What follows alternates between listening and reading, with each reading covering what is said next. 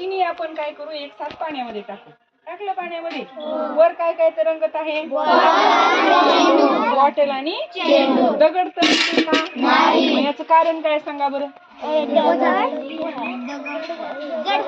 जड हे एक कारण झालं. दुसरं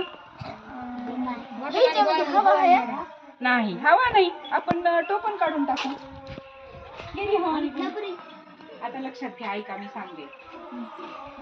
हे खाली जे तरंगत आहे हा, ते गुरुत्वाकर्षण जे असतं पृथ्वीचं आपल्या, ते गुरुत्वाकर्षण याच्यावर जास्त कार्य करते आणि या दोन्हींवर काय करत आहे? प्लावक बल जास्त कार्य करते. आता बघा, या बॉटल मध्ये आपण काय करू? पाणी भरू.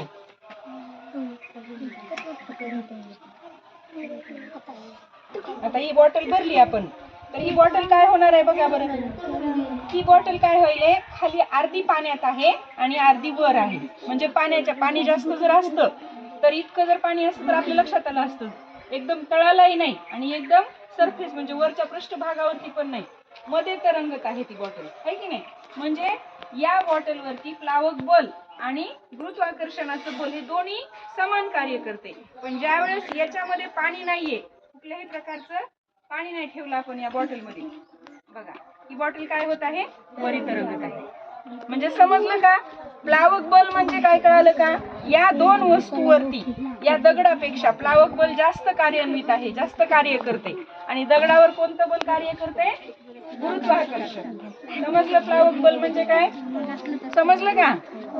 सर्वांना समजलं? ठीक आहे. वर का तरंगत आहे?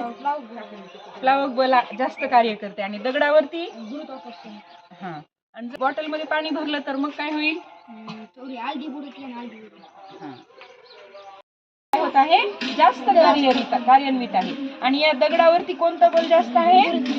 गुरुत्वाकर्षण. आलं लक्षात?